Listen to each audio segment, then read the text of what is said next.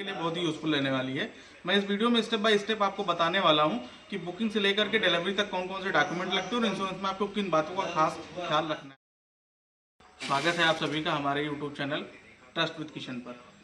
आज की यह वीडियो बहुत ही खास रहने वाली है क्योंकि हमारे एक सब्सक्राइबर के कमेंट पर यह वीडियो बनाई जा रही है। हम उस सब्सक्राइबर का नाम भी आप लोगों को बता देना चाहते हैं, जिनकी आईडी है सिंघम 4117 के नाम से। उन्होंने मुझे कमेंट किया था कि भैया कोई वीडियो अपलोड कीजिए जिसमें आप बुकिंग से लेकर के डिलीवरी तक के कौन कौन से डॉक्यूमेंट्स लगते हैं, कौन से इंश्योरेंस में पेपर लगता है या इंश्योरेंस में क्या कवरेज हमें लेने होते हैं। तो उसके लिए मैं एक वीडियो बना के अपलोड कर रहा हूँ। तो यदि आपका भी प्लान है और आप कार लेने वाले हैं, आने वाले दिनों में कार लेना चाहते हैं या कोई कार बुक किए हुए हैं, डिलीवरी आपको लेनी है, लोन करवाना है, इंश्योरेंस लेना है, तो उसमें ये भी बहुत ही यूज़फुल रहने वाली है। मैं इस वीडियो में स्टेप बाय स्टेप आपको बताने वाला हूँ कि बुकिंग से लेकर के डिलीवरी तक कौन कौन से डॉक्यूमेंट लगते हैं और इंश्योरेंस में आपको किन बातों का खास ख्याल रखना है। बात करते हैं कार बुकिंग की। जब हम कार बुक कराने के लिए शोरूम पर जाते हैं तो हमें वहाँ पर क्या क्या डॉक्यूमेंट्स चाहिए होते हैं उसको आप नोट डाउन कर सकते हैं। मैं बता रहा हूँ। देखिए, वहाँ पे हमें 2-3 चीज़ें चाहिए होती हैं। पहला तो चाहिए होता है हमें आइडेंटिटी प्रूफ। अब आइडेंटिटी प्रूफ की अगर हम बात करेंगे तो उसमें आधार, पैन कार्ड या वोटर आईडी या पासपोर्ट ये भी चल सकता है।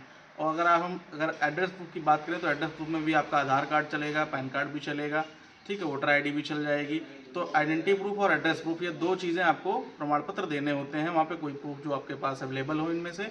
और तीसरी चीज़ होती है वहाँ पे एक पासपोर्ट साइज़ फ़ोटो, और फोटो के साथ साथ कुछ भी booking amount. Car wise, company wise अलग अलग बुकिंग अमाउंट हो सकते हैं। जो बुकिंग अमाउंट्स होते हैं वो 5,000 रुपये से लेकर के 50,000 तक के बुकिंग अमाउंट्स होते हैं। तो आप अपने जिस भी सेल्स कंसल्टेंट से बात कर रहे हो तो उससे बात करके बुकिंग अमाउंट पूछ करके ही शोरूम पर विजिट करें और शोरूम पर बुकिंग कराएं। अगर आप कार लेने वाले हैं, अगर आप कार कैश में लेना चाहते हैं तो कमेंट बॉक्स में कैश टाइप करिए।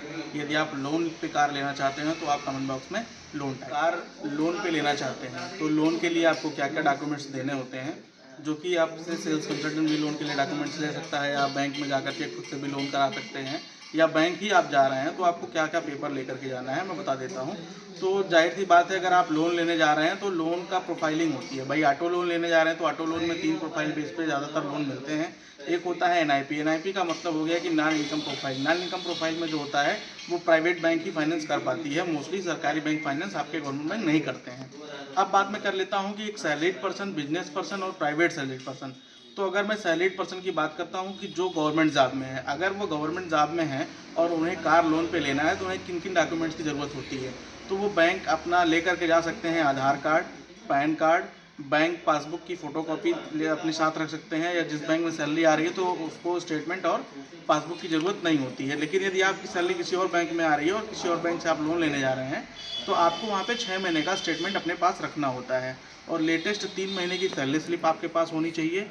आपके पास फॉर्म 16 होना चाहिए जो कि लेटेस्ट 2 ईयर्स का होना चाहिए।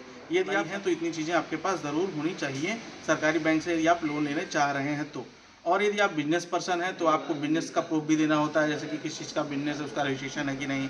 यदि आपके पास जीएसटी है तो जीएसटी भी देना होगा, और जीएसटी के साथ अगर आप इनकम आईटीआर भी अपना दे रहे हैं तो बैलेंस शीट भी आपको लगानी होती है। उसके साथ लेटेस्ट 3 साल 2 साल की बैलेंस शीट आपकी चल जाती है। मोस्टली अगर आप बैंक के जिस भी ऑफिसर से बात हो रही है, लोन ऑफिसर से बात करके आप इसको कोऑपरेट कर सकते हैं। बाकी अदरवाइज़ की बात करूं, अगर प्राइवेट फाइनेंस में आप कराना चाहते हैं तो प्राइवेट फाइनेंस के लिए डॉक्यूमेंट्स अलग अलग होते हैं। वहाँ पे तो बेसिकली जो डॉक्यूमेंट्स हैं Aadhaar card, pan card, photo, cheque. आपको देखिए चेक हमेशा लगता है नैच कराने के लिए, दूसरी 6 महीने का बैंक स्टेटमेंट। अब आती है बात इनकम प्रूफ की। इनकम प्रूफ में एनआईपी बेस पे जो प्राइवेट बैंक फाइनेंस करते हैं उनमें उनको चाहिए होता है, जैसे कि आपके पास कोई छोटी मोटी दुकान है उसका आईटीआर है, या आपके पास जो है खतौनी वगैरह है तो खतौनी आप लगा सकते हैं।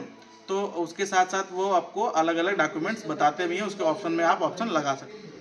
अब बात करते हैं डिलीवरी के टाइम पे। डिलीवरी के टाइम पे क्या क्या डॉक्यूमेंट्स लगते हैं। हमारे शोरूम पर हमें जाना होता है, तो हमारे शोरूम पे जब भी हम जाते हैं तो हमें खुद से तैयार होना चाहिए। हमें क्या क्या देने हैं, आधार कार्ड देना है, पैन कार्ड देना है, एक पासपोर्ट साइज़ फ़ोटो देनी है। आपको आरटीओ में कंसल्ट स्टाम्प लगने लगा है तो आरटीओ का शपथ पत्र वाला स्टैम्प आपको बनवा के लेके जाना होता है, या तो आप कंसल्टेंट से खुद बोल के बनवा सकते हैं। तो आपको स्टाम्प जरूर लेकर के जाना है।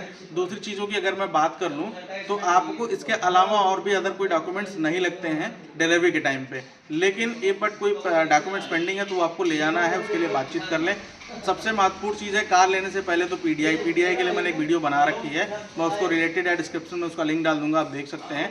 दूसरी चीज़ की बात करते हैं हम इंश्योरेंस की। इंश्योरेंस में क्या क्या ज़रूरत होती है उसे हमें ज़रूर देना चाहिए। इंश्योरेंस कंपनी भी ऑफर करती है, लोग बाहर से भी कराते हैं। मोस्टली अगर नई कार लेने जा रहे हैं तो सबसे पहले आपको डीलरशिप से ही इंश्योरेंस लेना चाहिए। कार इंश्योरेंस मैंडेटरी होता है कि मतलब आपको कार लेने हैं तो इंश्योरेंस जरूर ही रखना पड़ेगा।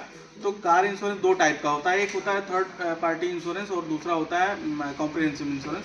इस पर मैं डिटेल वीडियो अगली बना दूंगा। अगर आप टॉपिक में कमेंट करते हैं कि मुझे डिटेल चाहिए तो मैं बता दूंगा। देखिए दोनों इंश्योरेंस आपके इंश्योरेंस में होना जरूरी होता है। दूसरी चीज़, जब आप नई कार ले रहे होते हैं तो आपको उसमें जीरो डेप्रिसिएशन का इंश्योरेंस, जिसको बोलते हैं फुल कवरेज इंश्योरेंस, बहुत सारे लोग बोलते हैं, तो वो लेना जरूरी होता है। अब उस फुल कवरेज इंश्योरेंस की अगर मैं बात करूंगा तो उसमें भी कई प्रकार के कवरेज होते हैं जिसको आप ले सकते हैं, जिसके जीरो डेप्रिसिएशन बोलते हैं, कंज्यूमेबल मटेरियल बोलते हैं, पर्सनल बिलोंगिंग बोलते हैं, की प्रोटेक्शन बोलते हैं, आरटीआई होता है, रिटर्न टू इनवाइस होता है। तो 5 से 6 आइटम होते हैं। टायर रिम प्रोटेक्शन होता है। तो ये सारी चीज़ों की, इंजन प्रोटेक्शन होता है आपका। तो ये सारी चीज़ों की आपको उसमें देख लेनी चाहिए कि ऐड ऑन कवरेज वो सारे ऐड हैं कि नहीं ऐड हैं, इसका इंश्योरेंस में खासा ख्याल रखें। तो इस बात का बहुत ज़रूरी है, आपको ध्यान रखना। पूरी वीडियो बुकिंग से लेकर के डिलीवरी तक पूरे इंपॉर्टेंट डॉक्यूमेंट्स की और इंश्योरेंस की पूरी जानकारी के साथ। अगर आप भी कार लेने के लिए सोच रहे हैं तो ये वीडियो ज़रूर सेव कर लीजिए। और कार बुकिंग से लेकर के कार बाइंग, डिलीवरी, डॉक्यूमेंटेशन में कोई भी प्रॉब्लम आ रही हो तो आप कमेंट बॉक्स में अपना क्वेश्चन मुझे ड्रॉप कर सकते हैं। और अगर आप इस चैनल पर नए हैं तो सब्सक्राइब कर लीजिए। और मैं खास तौर से धन्यवाद देना चाहूँगा अपने उस सब्सक्राइबर का जिसने मुझे ये टॉपिक सजेस्ट किया, सिंघम 4117 को। और ये वीडियो अगर आपको पसंद आई हो, पूरी देखे हैं, लाइक कीजिए, कमेंट कीजिए और इस वीडियो को शेयर भी कीजिए जो भी आपके दोस्त नई कार लेने के लिए सोच रहे हैं या किसी को कोई दिक्कत आ रही है। धन्यवाद।